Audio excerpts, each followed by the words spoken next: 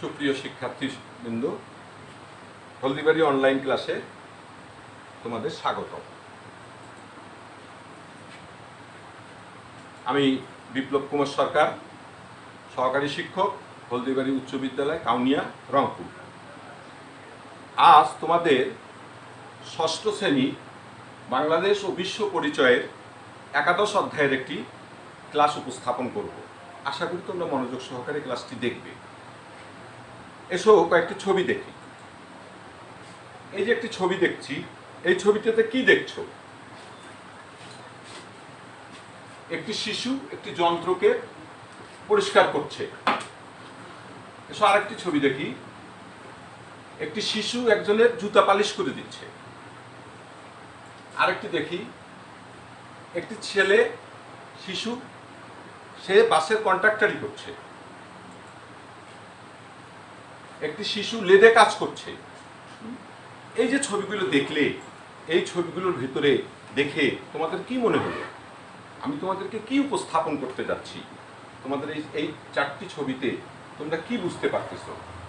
হ্যাঁ, আমি তোমাদের সামনে উপস্থাপন করব শিশু শ্রমের কারণ ও প্রভাব। শিশু শ্রমের ধারণা, কারণ ও প্রভাব সম্পর্কে আজকে তোমাদের সঙ্গে আলোচনা করব। আমরা জানি যে আমাদের দেশের বহু শিশু শ্রম দিচ্ছে, তারা লেখাপড়া করছে না।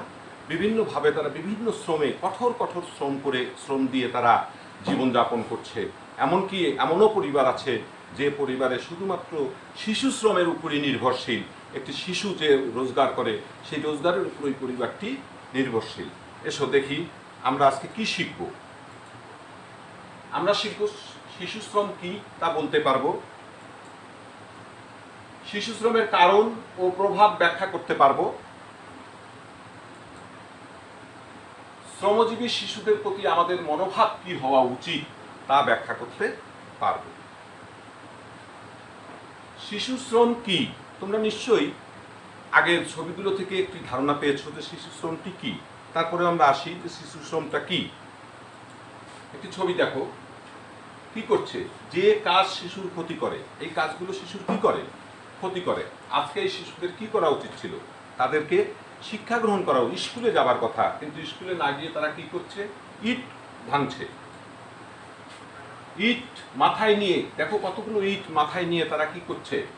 ইটের ভাটায় কাজ করছে, ইট ভাঙছে। হ্যাঁ, এই যে কাজ, এই কাজগুলো কি শিশুর উপকার করে না ক্ষতি করে? অবশ্যই শিশুর ক্ষতি করে। উপার্জন করার জন্য কাজ করতে গিয়ে শিশুরা বিপদ, ঝুঁকি, পোষণ ও বঞ্চনার সম্মুখীন হলে যে কাজ, সেই কাজকে শিশু শ্রম বলে। উপার্জন করার জন্য কাজ করতে গিয়ে শিশুরা বিপদ, ঝুঁকি, পোষণ ও বঞ্চনার সম্মুখীন হলে সেই কাজকে শিশু শ্রম বলে। আমরা জানি যে শিশু শ্রম অর্থাৎ একটি শিশু উপার্জনের জন্য যদি কোনো কাজ করে এবং সেই কাজটি যদি তার জন্য ঝুঁকি হয়ে যায়, তবে তাকে আমরা বলবো শিশু শ্রম। শিশু শ্রম কি কারণে হতে পারে?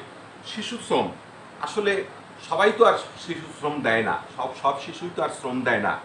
কোনো শিশু শ্রম দেয়। এখন আমাদেরকে জানতে হবে যে কি কারণে একটি শিশু তার শ্রম দিতে বাধ্য হয়, কারণগুলো কি। দেখো, অধিক জনসংখ্যা। আমরা জানি বাংলাদেশ যখন স্বাধীন হয়েছিল তখন 7.5 কোটি বাঙালি। বঙ্গবন্ধু শেখ মুজিবুর রহমান বলেছিলেন আমার 7.5 কোটি বাঙালি। আর আজকে সেই বাংলাদেশ প্রায় 16 থেকে 18 কোটি লোকে পরিণত হয়েছে। অর্থাৎ ছোট্ট একটি দেশ, এই দেশে বহু জনসংখ্যা হয়ে গেছে। এই অধিক জনসংখ্যার কারণেই শিশু শ্রম হতে পারে। কি জন্য হতে পারে? দারিদ্রতা। আমরা জানি আমাদের বাংলাদেশের 80% লোক দারিদ্র সীমার নিচে বসবাস করে।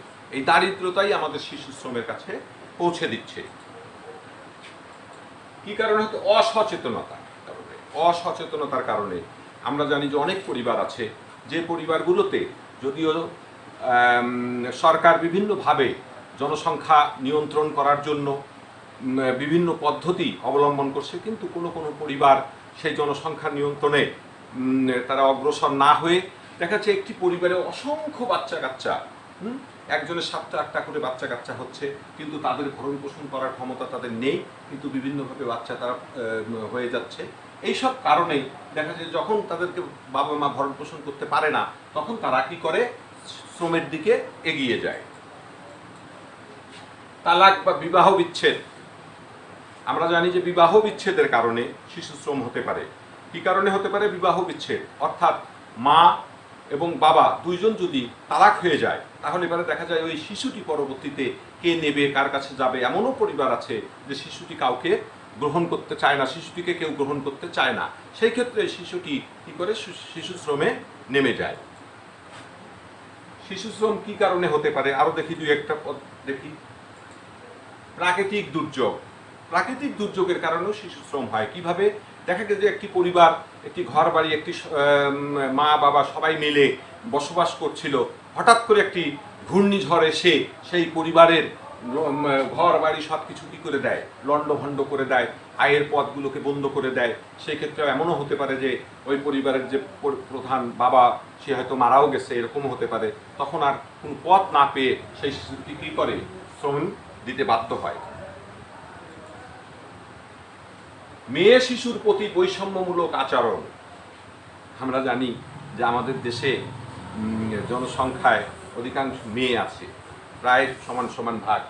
মেয়ে শিশু হলে পারে দেখা যায় যে তার প্রতি আমাদের নজরটা একটু কম থাকে, তারা বাবা মারা তাকে অন্য চোখে দেখে। হ্যাঁ, আমাদের সচেতনতা আজও বৃদ্ধি পায়নি। আমরা এখনো মেনে নিতে পারি না যে ছেলে এবং মেয়ের মধ্যে কোনো পার্থক্য নেই, সমান অধিকার বা সমান তারা কাজ করতে পারে। এখনো আমরা এটা মেনে নিতে পারি না। সেই ক্ষেত্রে একটি মেয়ের প্রতি দেখা যায় একটি ছেলে এবং মেয়ের প্রতি একটি বৈষম্যমূলক আচরণ পোষণ করে বাবা মায়েরা, তখনই ওই শিশুটি কি করে, শ্রমের দিকে চলে যায়। দেখি তোমাদেরকে একটি কাজ দেই, শিশু শ্রমের 3টি কারণ লিখো।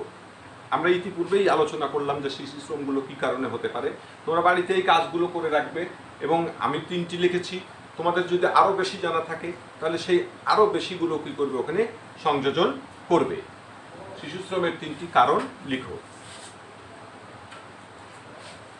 শিশু শ্রমের ফলে সমাজে কি কি সমস্যা হতে পারে? সমাজে শিশু শ্রমের ফলে কি কি সমস্যা হতে পারে? দেখো,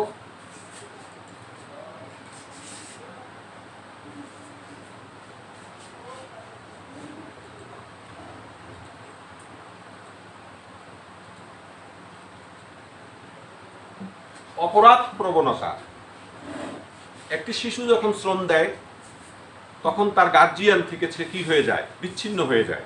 অর্থাৎ গার্জিয়ানদের কথা তখন সে মানতে চায় না, কারণ সে কি করে, সে উপার্জনশীল হয়ে যায়।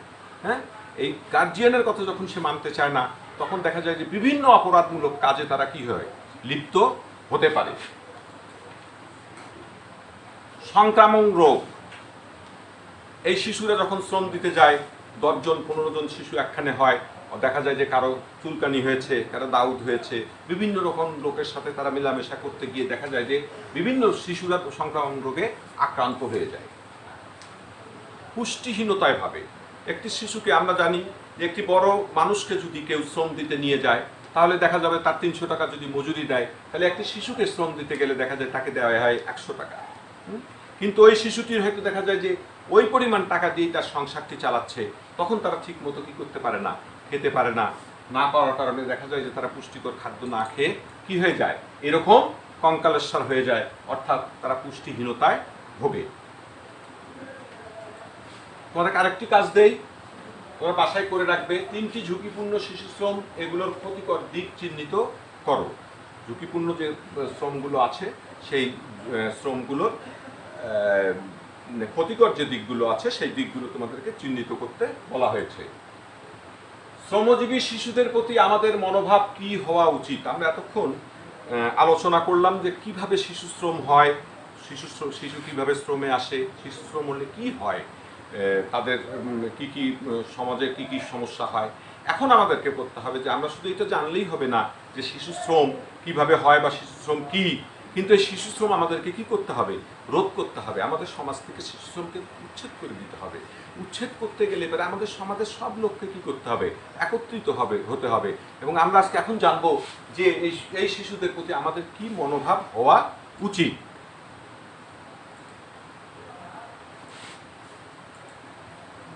শিশু নির্যাতন প্রতিরোধ, শিশুর প্রতি সচেতন আচরণ করতে হবে।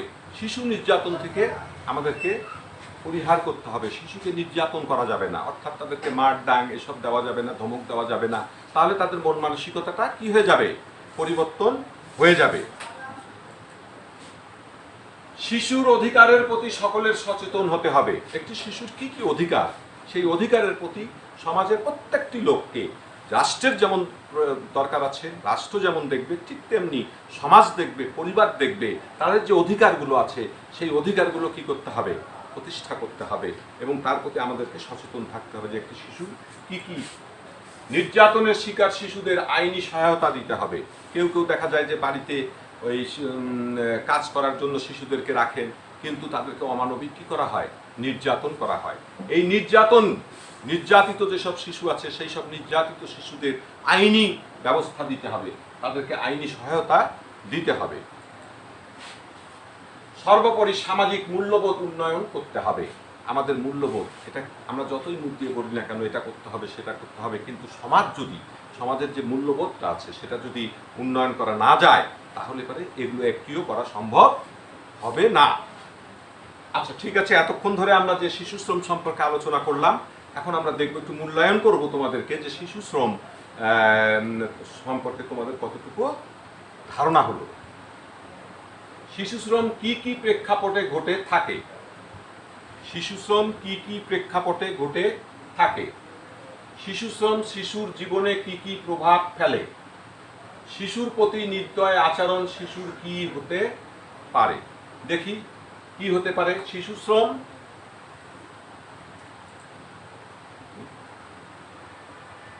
এগুলো জিনিস নিশ্চয়ই তোমরা এখন পারবে যে শিশু শ্রম কি কি প্রেক্ষাপটে ঘটে থাকে।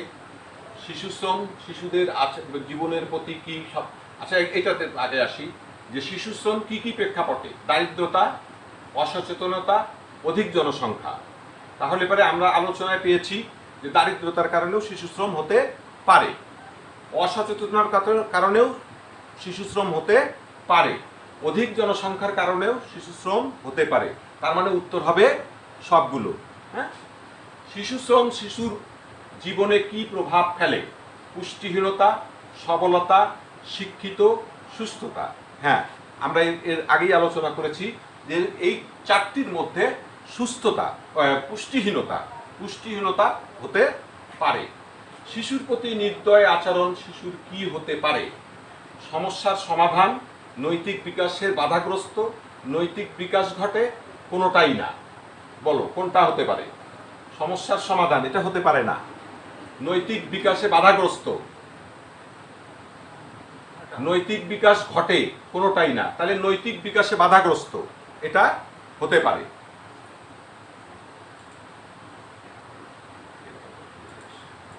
তোমাদের একটি বাড়ির কাজ দেব, তোমরা বাড়ির কাজটা লিখে রাখো। তোমার এলাকায় শিশু শ্রমে লিপ্ত হওয়া 5টি কারণ লিখো। তোমার এলাকা, তুমি একটু বাড়িতে গিয়ে দেখবে, বাড়ির আশেপাশে দেখবে যে কে শিশু শ্রম দেয়, এবং কেন সেই শিশু শ্রমটা দিচ্ছে, এই বিষয়গুলোকে তুমি উল্লেখ করে 5টি কারণ, কি কি কারণে তারা শিশু শ্রম দিচ্ছে এটি লিখে রাখবে। ক্লাস যখন শুরু হবে তখন আমাদেরকে তোমরা দেখাবে। ধন্যবাদ। হলদিবাড়ি উচ্চ বিদ্যালয়ের অনলাইন ক্লাসে আজকে ধন্যবাদ।